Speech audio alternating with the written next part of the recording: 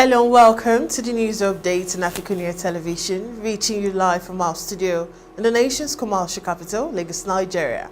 I am Deborah, Ezeh.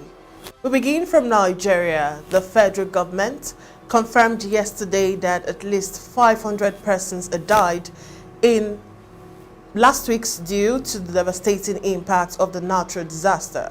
The figure was released at a meeting in Abuja convened by the federal government, comprising all relevant agencies connected to tackling the menace in the country.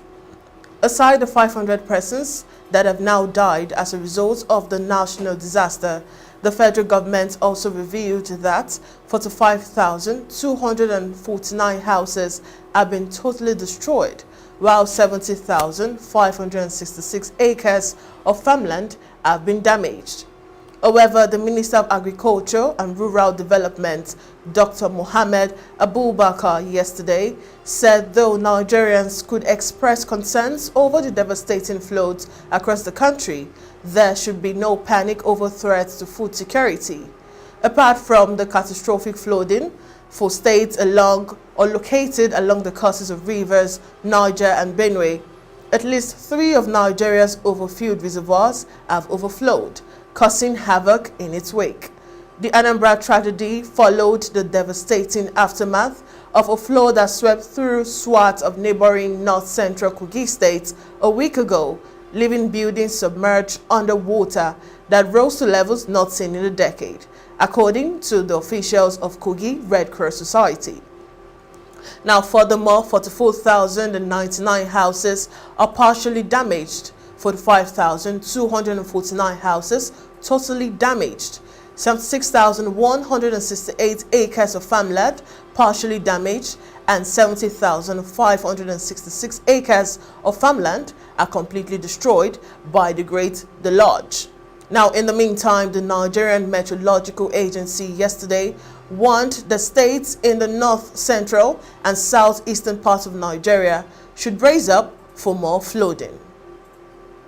And now moving on, President Muhammad Buhari yesterday in Abuja conferred national honors on 450 Nigerians and non-Nigerians who have distinguished themselves in the service of the nation and humanity, saying that citizens who contribute to nation's development deserve to be encouraged and appreciated.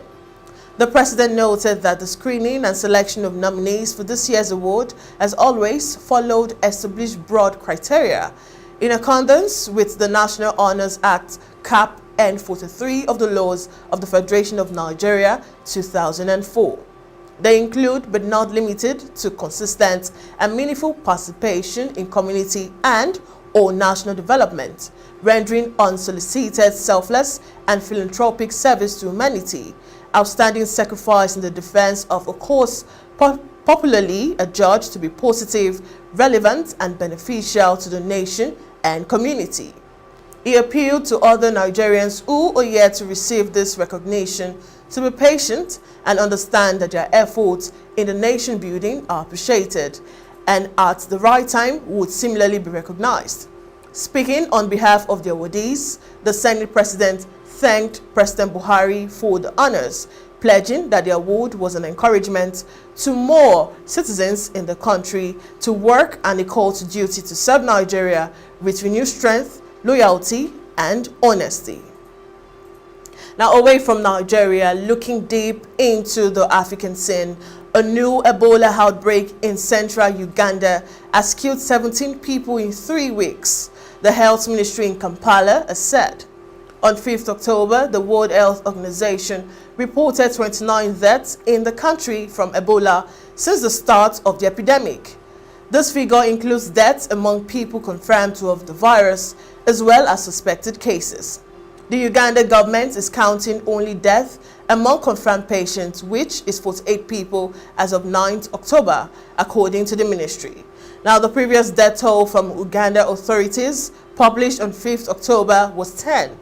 The first cases were reported in Mumbende district in the center of the country before the epidemic, confirmed by the authorities on 20th September, spread to the neighboring districts of Kasanda, Kiegegwa, and Kagadi.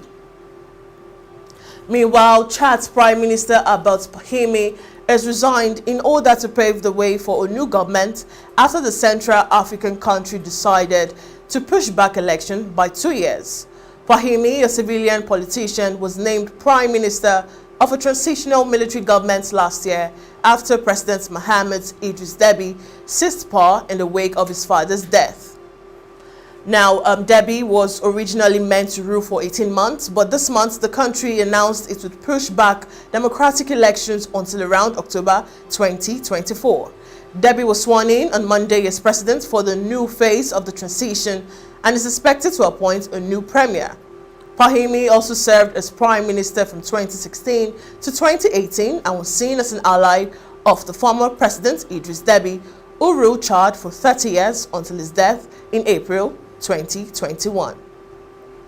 Now, still on the African scene, frustrated motorists queued in long lines outside Tunisia petrol station on Tuesday, even after the energy minister had said a shortage would end on Monday with a new delivery of fuel. Many petrol stations started running out of fuel over the weekend as imports slowed and national supplies dropped, leading to lines of cars stretching kilometers in some places, causing bad traffic in Tunisian city. Now, Tunisia faces a crisis in public finances, and the influential labor union, which has branches in government and nation supply sector, says the state has struggled to pay for imports of goods that it sells at subsidized rate. Tunisia hopes soon to finalize a safe level agreement with the International Monetary Fund for a rescue program that could also unlock billions of dollars in bilateral support from other countries.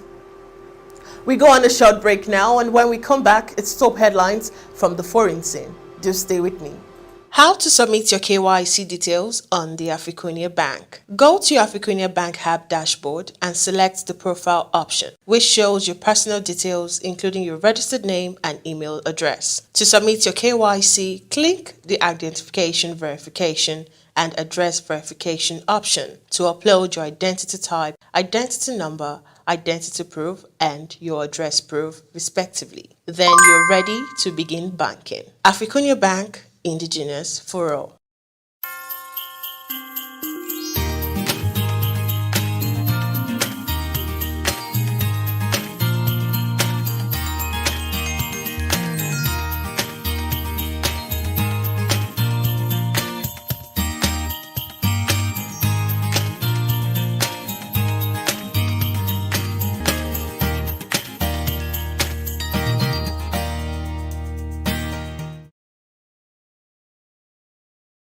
How to submit. Now, thank you for staying with us. And now, the top headlines.